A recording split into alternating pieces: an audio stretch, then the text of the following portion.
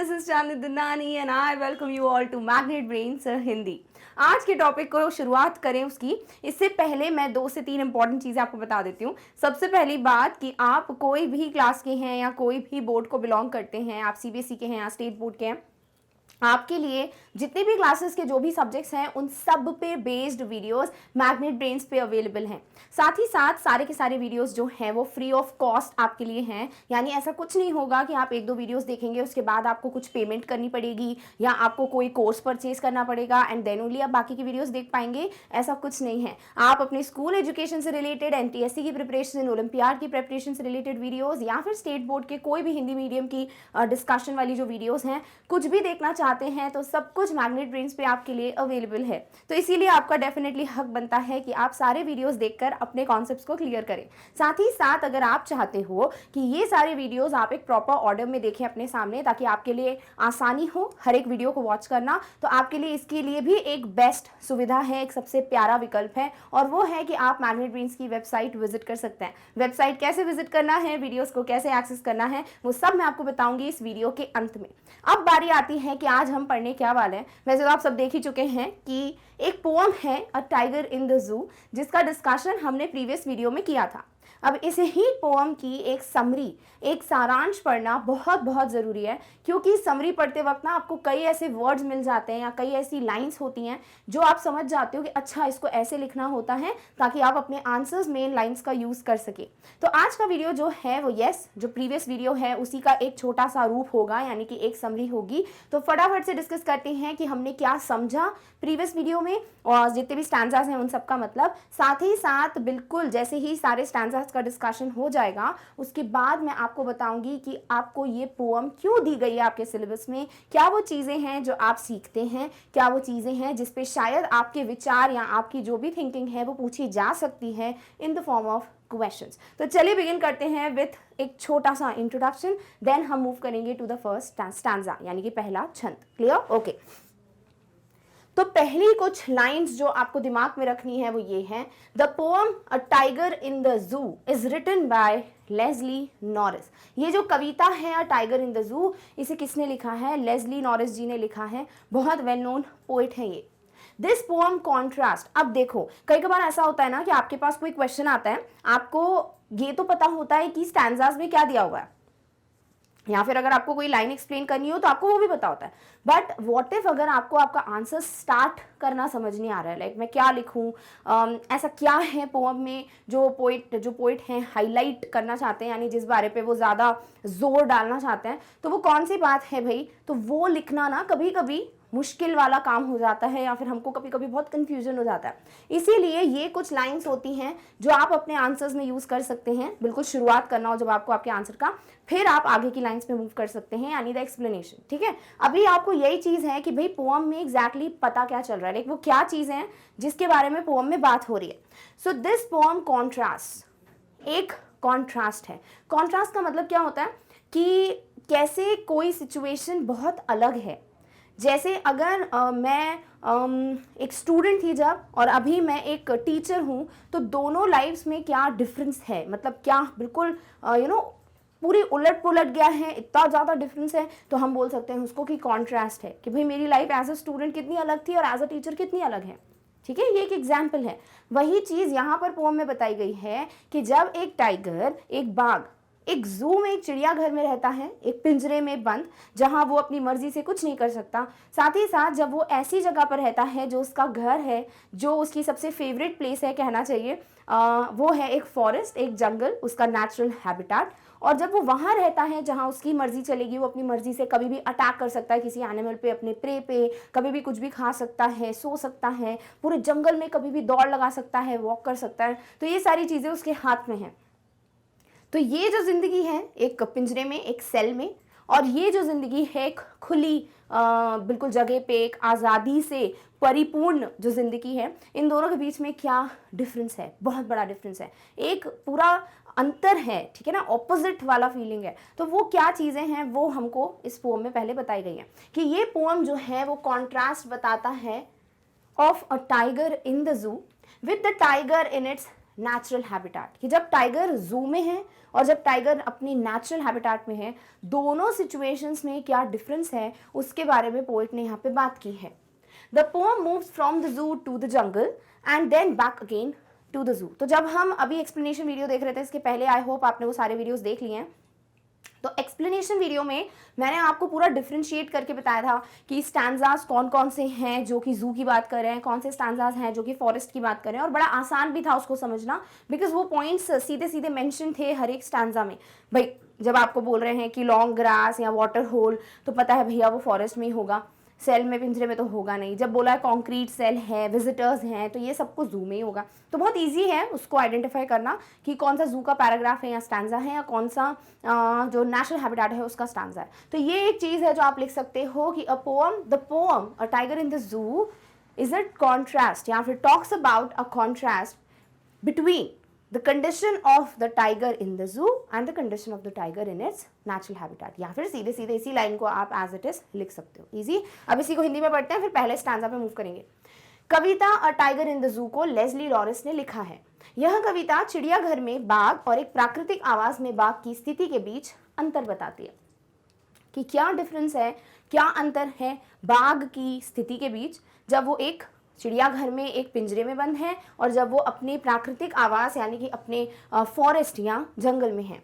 कविता चिड़ियाघर से जंगल की ओर चलती है और फिर से चिड़ियाघर की ओर पहुंच जाती है। तो सबसे पहले हम बात करेंगे कहाँ की, चिड़ियाघर की, जू की, फिर हम फॉरेस्ट में मूव करेंगे, फिर दो स्टैंजास हैं फॉरेस्ट के, फिर हम बात करते हैं जू की। क्लियर? चलिए अब बात करते हैं सीधे सीधे जो हमको सीखने को मिला है। ऐसे मैं ऑलरेडी एक्सप्लेनेशन दे चुकी हूँ प्रीवियस वीडियो में भी, और अब बहुत हटके एक और मिलेगा आपको पैराग्राफ। तो आप ये कुछ लाइन्स हैं जो अपने हिसाब से चूज करके अपने आंसर्स में मेंशन कर सकते हो।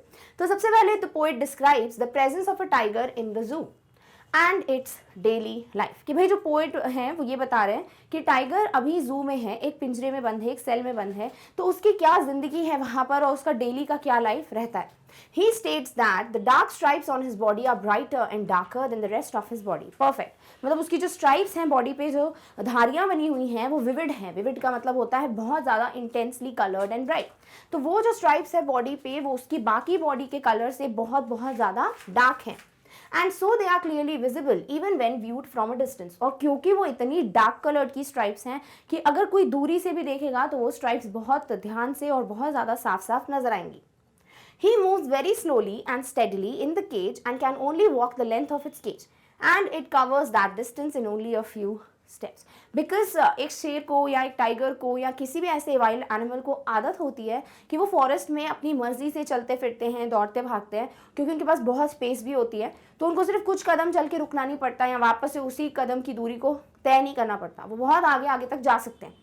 वही चीज़ यहाँ पर मुमकिन नहीं है। क्यों? क्योंकि यस, जो बाघ है, जो टाइगर है, उसको चलने की तो आदत है ही, तो वो अपनी वही जो एक चाल है वो फॉलो कर रहा है, चल रहा है धीरे धीरे, बट सिर्फ कुछ कदम तक चल पाता है। क्यों? क्योंकि वो फ्यू स्टेप्स जो हैं वो बराबर हो जाएंगी किसके, जो केज की लेंथ है, जो उसके पास जगह बची है। क्योंकि केज बहुत छोटा होता है, मतलब टाइगर के हिसाब से उतना बनाते हैं वो केज, बट वो जंगल जितना बड़ा थोड़ी होगा, राइट? तो उसके पास जगह वैसी नहीं होती, बहुत लिमिटेड स्पेस है और बहुत सीमित जगह है, इसीलिए वो सिर्फ कुछ ही कदम तक चल पाता है, या कुछ ही कदमों की दूरी जो है वो बार बार उसको तय करनी पड़ती है। The underside of the paw of a tiger is smooth as velvet and therefore makes no sound when it walks. It seems that all the anger felt when the tiger is in captivity has been suppressed in this way. यानी कि जो tiger है उसके जो pause होते हैं, जो पंजे होते हैं, उनका जो नीचे का हिस्सा होता है अंडर साइड, वो बहुत ही ज़्यादा सॉफ्ट होता है। कितना सॉफ्ट? पोइट ने कंपेयर किया है उस सॉफ्टनेस को वेलवेट यानी मखमल की सॉफ्टनेस से, कि जितना एक मखमल होता है ना सॉफ्ट, उतना ही उसके पाँव की या जो पंजे के नीचे का जगह है, जो अंडर साइड है ऑफ द पॉ, वो उतना ही स्मूथ है। और क्योंकि जब वो अपने पॉज पे चल रहा है वो इतना ज़्यादा स्मूथ है अंडर साइड, इस वजह से कोई आवाज़ जो है वो सुनाई नहीं देती है उसके कदमों की। साथ ही साथ जो बाघ है डेफिनेटली वो बहुत गुस्से में है, फुल ऑफ रेज है, एक फिरोशियसनेस होती ही है, इसलिए जाने भी जाते हैं ये जानवर। सो उनके अंदर वो गुस्सा तो है, पर उस गुस्से को भी उन्होंने सप्रेस कर दिया है, बहुत ज़्यादा कंट्रोल कर लिया है, या शांत होके रह रहा है टाइगर। क्यों? क्योंकि उसके पास और कोई विकल्प भी नहीं है, साथ ही साथ वो बहुत ज़्यादा मजबूर भी है, बिकॉज उसको एक केज में बंद कर दिया है, so he can not do anything. है ना। So that's why he is walking in the cage, उतने ही डिस्टेंस में जितना अवेलेबल है, यानी केज बहुत सीमित जगह दे रहा है टाइगर को। साथ ही साथ ही is full of anger but he has to remain calm, उसको शांत रहना ही पड़ रहा है। क्यों भाई? बिकॉज वो कुछ कर ही नहीं सकता, है ना, वो मजबूर है। क्लियर? ऑलराइट, चलिए अब इसी को पढ़ते हैं हिंदी में। एक चिड़ियाघर में बाघ पिंजरे में उसे प्रदान की गई सीमित जगह में चलता है। वह कुछ कदम उठा सकता है। उसके शरीर पर धारियां हैं जो आसानी से नजर आती हैं। उसके पंजे मखमल की तरह मुलायम होते हैं। वह अपने मखमली की गद्दी पर चलते हुए कोई शोर नहीं करता है। अभी क्या दिया हुआ है, सारे पॉइंट्स बता दिए। सबसे पहले उसकी जो धारियां हैं, जो स्ट्राइप्स हैं, वो बहुत बहुत ज़्यादा डार्क डीप कलर्ड की हैं, तो बहुत अलग ही दिख जाती हैं, वो दूर से दिख जाती है, बड़ी क्लियरली विजिबल है। दूसरी चीज़, उसके जो पंजे हैं, जो कदम हैं, वो बिल्कुल मुलायम जैसे हैं, उसके मतलब मखमल जैसे मुलायम हैं उसके जो पैर हैं, तो इसीलिए जब वो चलता है उस पर तो कोई आवाज़ नहीं आती। साथ ही साथ उसके पास सिर्फ एक सीमित जगह है, यानी वो सिर्फ उस पिंजरे की जो जगह है उसी में वॉक कर सकता है, तो सिर्फ उतने ही कदम की दूरी वो चलता है। उसके पंजे मखमल की तरह मुलायम होते हैं। वह अपने मखमली की गद्दी पर चलते हुए कोई शोर नहीं करता है। बाघ गुस्से में है पर अपनी मजबूरी के कारण खामोश रहता है। कवि यह कहना चाहते हैं कि पिंजरा बाघ के लिए उपयुक्त स्थान नहीं है, क्योंकि यह उसका प्राकृतिक आवास ही नहीं है। इस प्रकार पिंजरे में बंद बाघ मानव क्रूरता का शिकार है। अब इधर क्या दिया हुआ है आपको कि जो बोलना चाहिए, जो बाघ है वो डेफिनेटली बहुत गुस्से में है, जो कि वो नेचुरली होता ही है, पर वो कुछ कर नहीं सकता, इसीलिए वो शांत है। क्यों भाई? क्योंकि उसको बंद कर दिया है एक पिंजरे में, तो उसके पास और कोई रास्ता भी नहीं है कि वो वहां से बाहर आ सकता है, या फिर वो कुछ ऐसा करेगा कि अटैक कर देगा, या कुछ ऐसा कुछ नहीं है उसके हाथ में। इसीलिए वो गुस्से में तो है, पर वो अपने गुस्से को शांत रखता है क्योंकि वो मजबूर है। और वो ये भी कहना चाहते हैं जो कवि हैं इन सब लाइन्स के थ्रू, कि पिंजरा बाघ के लिए उपयुक्त स्थान है ही नहीं। पिंजरे के लिए थोड़ी बना है बाघ, बाघ के लिए उपयोग स्थान है उसकी जगह जो भगवान ने उसके लिए तय की है, यानी कि भैया वो जंगल में ही रहेंगे, right.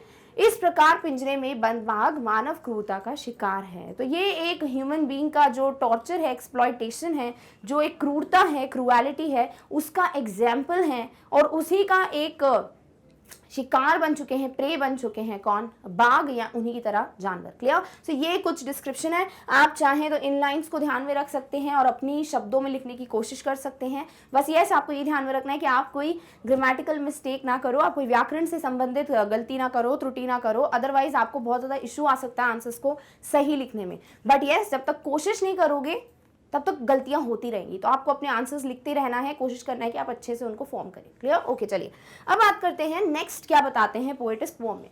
The poet imagines an alternate life for the tiger who is currently living in the जू। He imagines what it would have been like if this tiger lived in the forest. अभी पहला stanza जू की बात कर रहा था, अब पोएट सडनली जू से कहाँ पहुंच गए हैं? उसकी नेचुरल जगह यानी जंगल में। तो वो ये सोच रहे हैं, वो ये इमेजिन कर रहे हैं कि बिल्कुल इससे हटके जो लाइफ होगी, ऑल्टरनेट लाइफ होगी, दूसरी जो जिंदगी है बाघ की, वो है उसके जंगल में, यानी जहाँ वो रहता है नेचुरल हैबिटेट में। तो वहाँ वो अभी क्या कर रहा होता, लाइक उसकी वहाँ लाइफ कैसे होती। तो वो इमेजिन करते हैं कि अगर अभी वो फॉरेस्ट में होता तो वो क्या कर रहा होता। He says that under normal circumstances tigers always hunt by hiding behind tall grass so that their prey may not be able to detect their presence. अभी बहुत अच्छे अच्छे वर्ड्स हैं, धीरे धीरे समझाती हूँ आपको। यहाँ से स्टार्ट है। यस, तो पोइट कह रहे हैं कि नॉर्मल सर्कमस्टांसेस होती हैं नॉर्मल स्थिति, सिचुएशंस, कंडीशंस, है ना। तो अगर एक आम स्थिति होगी, सर्कमस्टांसेस होंगे, तो जो टाइगर हैं वो हंट करते हैं, शिकार करते हैं। कैसे? बाय हाइडिंग, वो छुप जाते हैं। लर्किंग वर्ड दिया हुआ ना कि पोएम में, तो वो छुप जाते हैं किसके पीछे? जो बहुत बड़ी झाड़ियाँ होती हैं, घास होती है, बुशेस होती हैं, उनके पीछे छुप जाते हैं। छुपने की क्या जरूरत है भाई बाघ को? क्योंकि वो नहीं चाहता कि उसका जो प्रे है, जो शिकार है, उसको पता चल जाए, उसको भनक भी लगे कि भैया यहाँ पर बाघ है जो मुझ पर अटैक कर सकता है। क्योंकि जैसे ही उसको भनक लगेगी वो भाग जाएगा। तो वो नहीं चाहता कि उसका जो प्रे है वो डिटेक्ट कर पाए, वो पता लगा पाए कि यहाँ पर कुछ प्रेजेंट है, यहाँ टाइगर जो है वो यहाँ पर है। In this way, the tiger should hide and go to the place to drink water, where all the animals of the forest come to drink water. और इस तरीके से टाइगर जो है वो ऐसी जगह पे ही छुपता है, ऐसी जगह पे ही पीछे इंतजार करता है अपने शिकार का, जहाँ पर पानी वगैरह की सुविधा हो। क्योंकि एनिमल्स जो हैं वो अक्सर ऐसी वाटर बॉडीज के पास आकर अपनी पानी वगैरह पीते हैं, बिकॉज उनको भी प्यास लगती है। तो वो पानी वगैरह पीने आते हैं जब, तो यहाँ टाइगर के लिए बहुत अच्छा चांस होता है कि वो अटैक करके उसको खा जाए। There it can easily make it its prey. In other words, animals in the wild should be left to hunt and gather their own food rather than being fed by zoo officials. तो poet ये नहीं कह रहे हैं कि भैया यहाँ पर उसके पास खाना है तो जू में क्या खाना ही नहीं देते हैं, नहीं, सब पूरी कोशिश की जाती है, जो भी डॉक्टर्स वगैरह होते हैं, वेट्स होते हैं, जानवरों के डॉक्टर, तो वो लोग पूरा ध्यान रखते हैं, बताते भी इसको क्या क्या देना है, तो जू के जो भी ऑफिशियल्स होंगे वो खाना वाना देखते हैं।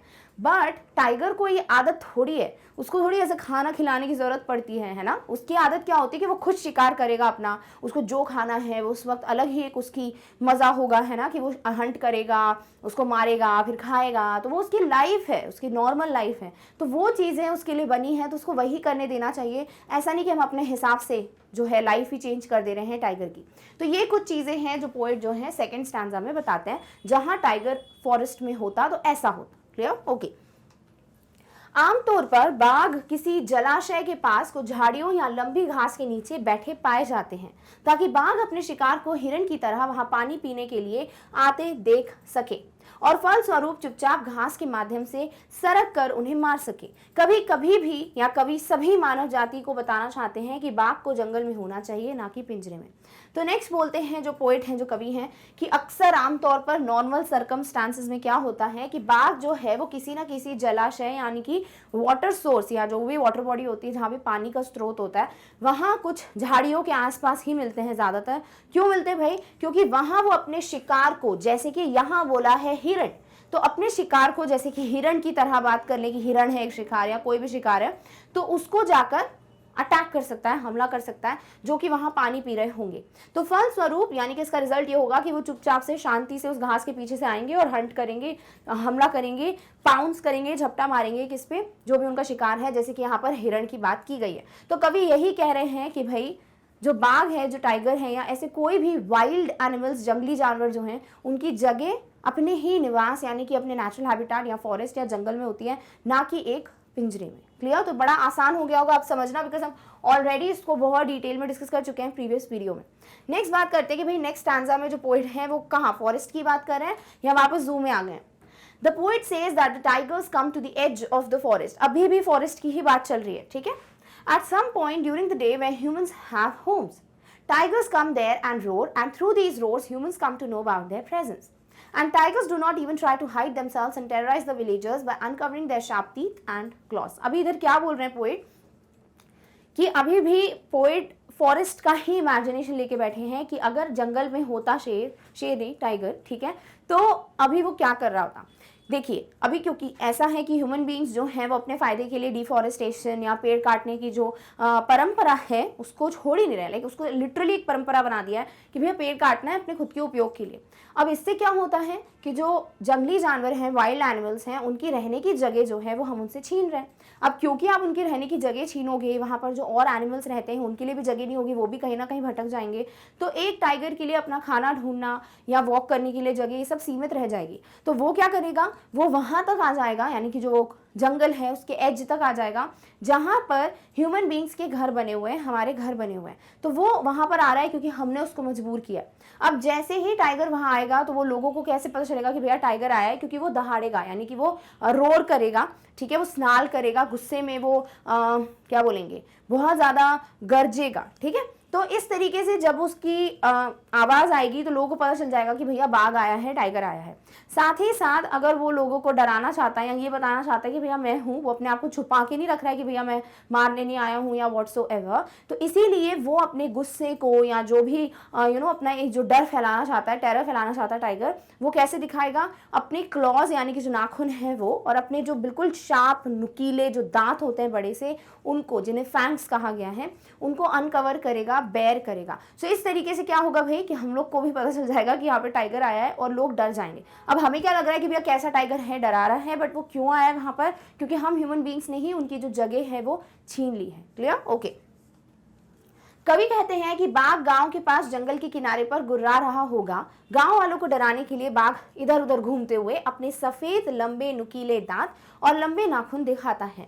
यहाँ कवि यह बताना चाहते हैं कि यदि हम जंगलों को नष्ट कर देते हैं तो बाघ जबरदस्ती अपने भोजन के लिए कस्बों और गांव की ओर निकलेंगे। इस प्रकार वे मनुष्यों के लिए आतंक का कारण बनेंगे। तो वो कारण बन रहे हैं टेरर का, आतंक का, पर वो हमारी वजह से ही बन रहे हैं, क्योंकि हम उनके जंगल जो है उनको काट दे रहे हैं, पेड़ काट दे रहे हैं, तो उनके पास ना तो रहने की कोई पर्याप्त जगह होगी, ना ही उनके लिए खाना पर्याप्त होगा। तो अपने खाने को ढूंढते हुए, भाई भूख सबको लगती है, सबको अपने खाने के लिए ही अल्टीमेटली काम करना पड़ता है, तो अपने खाने को ढूंढते हुए वो आगे आ जाएगा भाई कहाँ पर, जो किनारे हैं फॉरेस्ट के, वहां जहां पर हम इंसानों के घर बने हुए। अब वहां वो गरजेगा, क्योंकि वो बाघ है भाई, शांति से तो बैठेगा नहीं वो, तो वो गरजेगा, वो अपने नाखून दिखाएगा नुकीले, अपने दांत दिखाएगा नुकीले, और इससे हम सब डर जाएंगे। तो वो जो डर का कारण है वो हम ही हैं, क्योंकि हम ही ने ऐसा कुछ उनको मजबूर किया है जिस वजह से वो हमें ऐसे डरा रहे हैं। क्लियर? ओके, नेक्स्ट स्टैंजा पे बात करते हैं जो अब जू के अंदर मूव करेगा।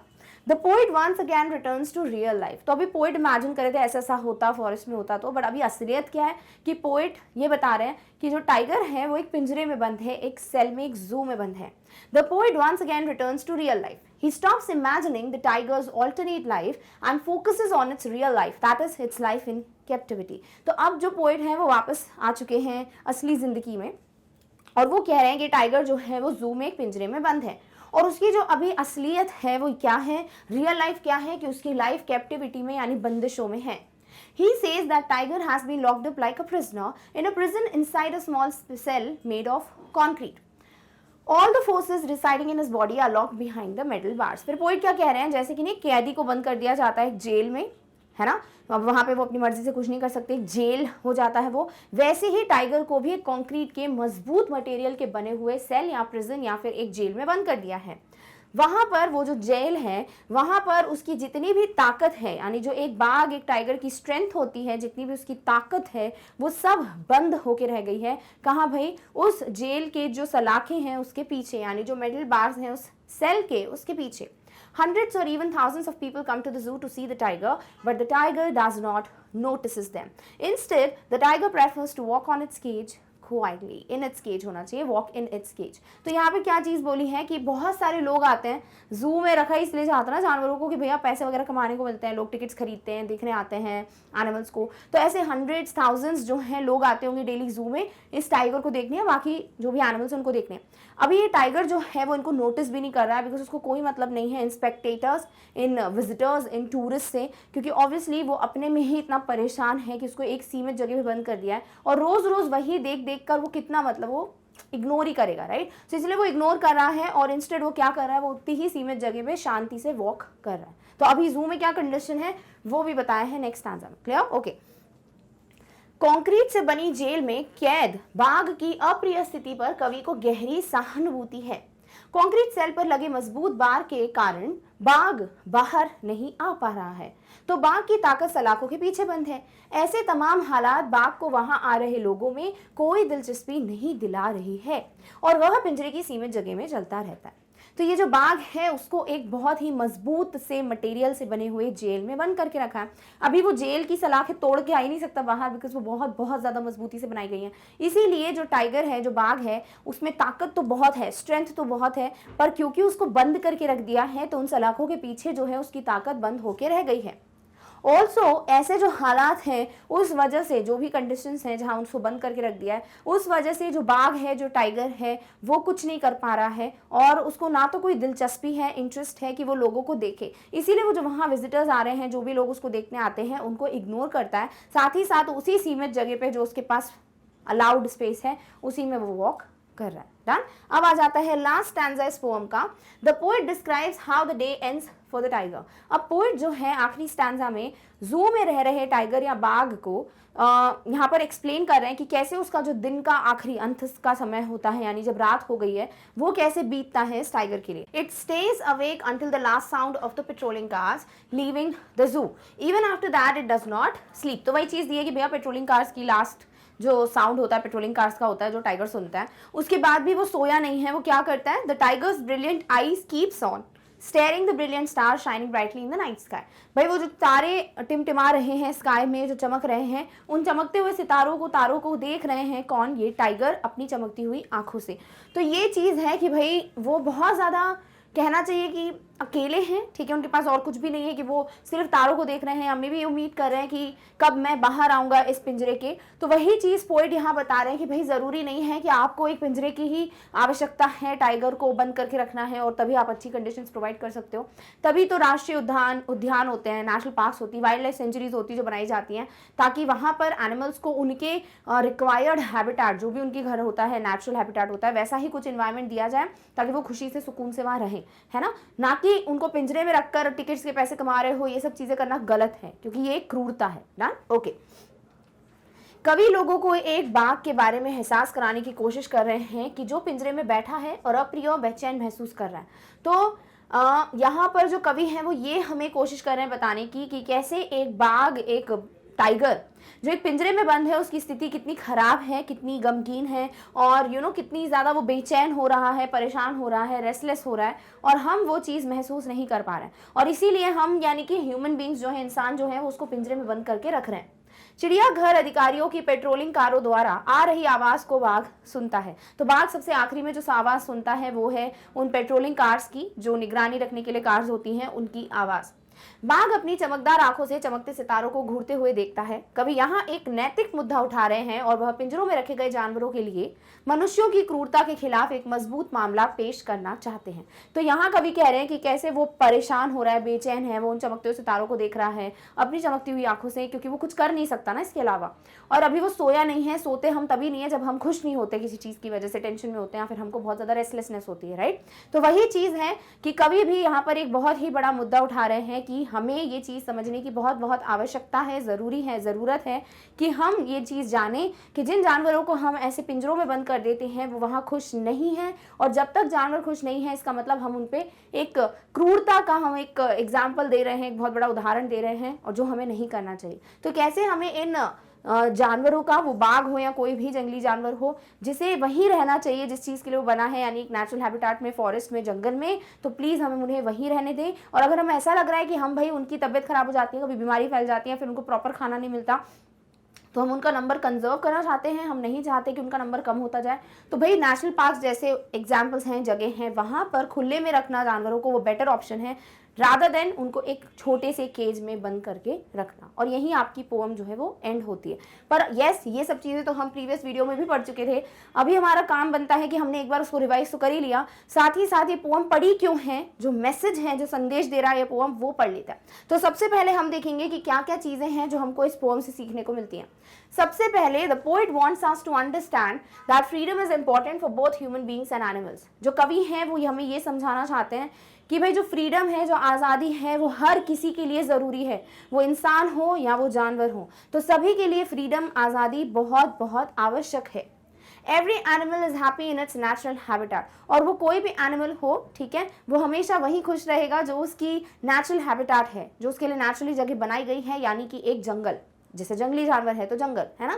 तो हर एक इंसान के लिए जैसे आज़ादी बहुत बहुत ज़रूरी है, हमारे लिए फ्रीडम बहुत ज़रूरी है। अगर फ्रीडम छिन जाए ना एक दो दिन के लिए भी तो परेशान हो जाता है इंसान। अगर वही हम एक एनिमल की तरह भी समझें कि भैया उसकी भी ऐसी सोच होगी कि उसको भी आज़ादी की ज़रूरत है, हर किसी को आज़ादी की ज़रूरत है, तो जो एनिमल्स हैं उनके लिए भी फ्रीडम उतनी ही इंपॉर्टेंट है। दूसरी बात, एक नेचुरल हैबिटेट में ही एनिमल जो है वो खुश रह पाता है। We need to understand the dangers of deforestation. साथ ही साथ ये तो बिल्कुल ऊपरी ऊपरी ही मैसेज है, बट जो बिल्कुल डीप विद इन, बहुत गहराई से छुपा हुआ मैसेज है वो क्या है कि भाई हम जो पेड़ कट कर रहे हैं, हम डिफॉरेस्टेशन फॉलो कर रहे हैं, हम पेड़ लगा नहीं रहे हैं बल्कि ज़्यादा काट रहे हैं पेड़ों को, ताकि हम अपनी ज़रूरतें पूरी कर सकें, हमें ज़मीन मिल जाए, हमें लकड़ियाँ मिल जाएँ बेचने के लिए। तो ये सब चीज़ें हम गलत कर रहे हैं और अभी हमें समझ नहीं आ रहा है, पर इस डिफॉरेस्टेशन का जो बहुत बुरा प्रभाव पड़ेगा ना वो हम पर भी पड़ेगा। तो एटलीस्ट खुद का ही सोच के डिफॉरेस्टेशन हमको रोक देना चाहिए। The poet wants us to understand the agony and helplessness of a tiger caged in a zoo. Agony का मतलब होता है पेन, दर्द, ठीक है। सो पोइट हमें समझाना चाहते हैं कि एक टाइगर, एक बाघ की जो हेल्पलेसनेस है कि वो कुछ नहीं कर सकता, मजबूर है वो, साथ ही साथ उसका जो पेन है, दुख है, दर्द है, वो भी हम समझें कि हमने एक जानवर को एक पिंजरे में बंद करके कैदी बना के रख दिया है और इसीलिए वो बिल्कुल भी खुश नहीं है। लास्ट मैसेज है, the cage life of a tiger is entirely opposite to that of a free tiger that lives the way he is meant to live. और एक टाइगर की लाइफ केज के अंदर जिसको बंद करके रखा है, और एक ऐसे टाइगर की लाइफ जो अपनी खुली जगह पे सांस ले रहा है, अपने जंगल में है, वो सब कर रहा है जो वो चाहता है, उसके बीच में कितना ज़्यादा डिफरेंस है कि वो बिल्कुल ऑपोजिट है, थोड़ा बहुत अंतर नहीं है, पूरा ही ऑपोजिट है वो, है ना। तो वो चीज़ यहाँ पोइट हमें समझाना चाहते हैं कि देखो भाई, समझो, क्योंकि उन्होंने एक कॉन्ट्रास्ट बताया इसीलिए, ताकि हमको क्लियर हो कि भैया सच में टाइगर्स या कोई भी वाइल्ड एनिमल को जू में रखना, पिंजरे में रखना गलत है। डन। तो ये कुछ पॉइंटर्स हैं जिन्हें आप अपने आंसर्स में भी इनकॉर्पोरेट कर सकते हो। साथ ही साथ इन पे अगर कोई क्वेश्चन आता है तो आप इनको और अच्छे से इलैबोरेट या फिर डिटेल में लिख सकते हो। डन। अब इसी को हिंदी में पढ़ते हैं। कवि चाहते हैं कि हम यह समझें कि स्वतंत्रता मनुष्य और पशु दोनों के लिए महत्वपूर्ण है। सबसे पहला पॉइंट यही है कि दोनों, कोई भी हो वो, सबके लिए ही फ्रीडम इंपॉर्टेंट है, सिर्फ हम ह्यूमन बींग्स के लिए नहीं। प्रत्येक प्राणी अपने प्राकृतिक आवास में ही सुखी है। कोई भी प्राणी हो, एनिमल हो, कोई भी हो, वो अपने जो प्राकृतिक आवास होता है, जो एक जगह होती है जो उनके लिए ही बनी है, जो भगवान ने बनाई है, तय की है, वो वहीं खुश रहता है। हमें वनों की कटाई के खतरों को समझने की ज़रूरत है। हम जो ये डिफॉरेस्टेशन फॉलो कर रहे हैं, जंगलों को साफ करते जा रहे हैं, इन सबका जो प्रभाव होगा ना, वो भी बहुत बुरा प्रभाव वो हम पे ही पड़ेगा, और उसको समझना हमारी जो है एक बहुत ज़रूरी है, साथ ही साथ हमारा एक कर्तव्य है। कवि चाहते हैं कि हम चिड़ियाघर में बंद बाघ की पीड़ा और लाचारी को समझें। डेफिनेटली वो चाहते हैं कि हम ये चीज़ समझें, फील करें, तभी हमको समझ आएगा कि ये गलत है, और एक जू में, एक चिड़ियाघर में एक जानवर को पिंजरे में बंद करके रखना सरासर गलत है। एक बाघ का पिंजरे में जीवन एक स्वतंत्र बाघ के पिंजरे के जीवन के बिल्कुल विपरीत है। उस जीवन से विपरीत है जो जीने के लिए वह बना है। ठीक है, तो जो जीवन जीने के लिए एक बाघ बना है ना, लाइक जो जीवन उसके लिए तय किया गया था भगवान के द्वारा, वो जीवन से जो जीवन हम प्रोवाइड कर रहे हैं उनको, यानी कि एक जू में, चिड़ियाघर में बंद कर वो बहुत ज़्यादा अलग है, बिल्कुल विपरीत है, और ये चीज़ जो हम कर रहे हैं वो गलत है। तो और जितने भी इंसान हैं, जितने भी ह्यूमन बींग्स हैं, उन्हें ये सब चीज़ों को ध्यान रखना चाहिए। तो ये कुछ मैसेजेस हैं। आई होप आपको क्लियर हो गया ये पोम। अब कोई भी डाउट नहीं होगा कि भाई एग्जैक्टली इस पोम में ऐसा कोई भी चीज़ है क्या जो हमने मिस कर दिया। ठीक है, अब समझ तो आ गई है पोम, बट बिल्कुल बिगनिंग में मैंने आपको प्रॉमिस किया था कि मैं आपको वेबसाइट के बारे में डिस्क्रिप्शन दूंगी, तो फटाफट से देख लेते हैं कि ऐसे ही अगर बाकी भी वीडियोस आपको देखने हैं तो आप कितनी आसानी से उन वीडियोस को देख सकते हैं। क्लियर? ओके। तो जो सबसे बेस्ट तरीका है जिसमें आपको सब कुछ एक प्रॉपर ऑर्डर में मिल जाता है अरेंज्ड, वो है वेबसाइट को विजिट करना। करिए क्या, आप सिर्फ गूगल पे जाइए, टाइप कीजिए magnetbrains.com, जो कि हमारे वेबसाइट का नाम है। जैसे ही वेबसाइट ओपन करेंगे, ये जो पेज है वो डिस्प्ले होगा। अब इस पेज पे आपके पास दो विकल्प है, या तो आप सीधे सीधे सर्च कर लीजिए, लिख लीजिए, पर उससे भी ज़्यादा अच्छी चीज़ है कि हमने सब कुछ पहले ही आपके लिए अरेंज करके रखा है, ताकि आप सीधे बस क्लिक करें और आपको जो भी रिक्वायर्ड वीडियो है वो मिल जाए। जैसे अगर आप सीबीएसई के स्टूडेंट हैं, आप इंग्लिश मीडियम सीबीएसई को बिलोंग करते हैं, आप कोई भी क्लास के हैं, या फिर कोई आपके दोस्त हैं, भाई बहन हैं जो इंग्लिश मीडियम सीबीएसई को बिलोंग करते हैं, और आपको चाहिए कि उनके लिए भी सारे वीडियोस हों, डेफिनेटली आप क्लिक कर सकते हैं वेबसाइट पे जाके, आपको सारे वीडियोस मिल जाएंगे। साथ ही साथ अगर आप एनटीएससी ओलंपियाड की प्रिपरेशन करना चाहते हैं, आप इन पर क्लिक कर सकते हैं, आपको इससे रिलेटेड भी सब्जेक्ट्स और फिर वीडियोस मिल जाएंगे। एंड ऑल्सो अगर आप कोई स्टेट बोर्ड के स्टूडेंट हैं और आप चाहते हैं कि भाई हिंदी में भी हमारे पास वीडियोज अवेलेबल हो, डोंट वरी, आपके लिए वो भी उपलब्ध है। जैसे ये वीडियो आपने देखा, वैसे ही बाकी सारे जो विषय हैं वो भी आपको हिंदी में मिल जाते हैं। बस आपको क्या करना होता है, बस क्लिक करना है और आप सब्जेक्ट्स देख सकते हो। सपोज आपने डिसाइड कर लिया है कि मुझे स्टेट बोर्ड हिंदी मीडियम का कोई सब्जेक्ट देखना है, क्लास 10th का, आप क्या करोगे, आप क्लिक करो, आपके सामने क्लास 10 से रिलेटेड सारे जो विषय हैं, सब्जेक्ट्स हैं, वो सब आ जाएंगे। ऐसी कोई दूसरी क्लास होगी तो उसका भी यहाँ पर आपको विकल्प मिल जाएगा, फिर आप जो कक्षा है, क्लास है, उसे सिलेक्ट कर सकते हैं। अब ऐसा मान लेते हैं कि आपने ये डिसाइड कर लिया कि आप देखना चाहते हैं फर्स्ट फ्लाइट बुक, जो सामान्य अंग्रेजी का पार्ट है, उसका कोई भी चैप्टर। आप क्या कीजिए, आप इस पर क्लिक कीजिए। जैसे ही क्लिक करेंगे, उससे जो भी रिलेटेड आपके टॉपिक्स होंगे, चैप्टर्स होंगे, वो सब यहाँ आपको लिस्ट मिल जाएगी। ठीक है, ऐसा नहीं कि सिर्फ अ लेटर टू गॉड है, सारी लिस्ट आपको मिल जाएगी। आप बस क्लिक कीजिए जिसका वीडियो आप देखना चाहते हैं। अभी के लिए हम मान लेते हैं कि आप पाठ्यक्रम परिचय देखना चाहते हो, सिलेबस ओवरव्यू देखना चाहते हो, क्लिक कर दो, आपके सामने उसका वीडियो प्ले होना स्टार्ट हो जाएगा। तो ये इतना आसान होता है वीडियो तक पहुंचना। आई होप आप जो है बहुत आसानी से वेबसाइट विजिट कर सकते हैं और वहां पर जितने भी विकल्प हैं उनमें से एक को चूज कर अपने वीडियोस देख सकते हैं। सो ये सबसे बेस्ट तरीका है। आई होप आप अपनी जो एक प्रेपरेशन चल रही है, आपकी जो तैयारी चल रही है आपकी परीक्षाओं के लिए, वो बहुत अच्छे से और इजीली यहाँ से कर सकते हो। डन? ओके। सो इस तरीके से हम आ चुके हैं आज के टॉपिक के डिस्कशन के अंत में। आई होप आपको सब कुछ क्लियर हो गया है और टाइगर इन द जू से रिलेटेड कुछ भी पूछा जाएगा आप बहुत अच्छे से आंसर दे पाओगे। और आपको सच में लगता है कि आप सच में आंसर दे पाएंगे या फिर आपको ये वीडियो समझ आया है, देन प्लीज़ आप इस वीडियो को लाइक कीजिए। इस वीडियो और इस चैनल के बारे में जितना लोगों से हो सकता है शेयर कीजिए। साथ ही साथ चैनल को सब्सक्राइब करना नहीं भूलना है। सो लाइक, शेयर और सब्सक्राइब करना ज़रूर जाना भाई ये सब कुछ करके। और उसके बाद अब हम मिलने वाले हैं अगले वीडियो में, जहां हम अगले टॉपिक की चर्चा करेंगे। तब तक अपना, खुद का, सबका ध्यान रखिए। Thank you so much for watching. Bye.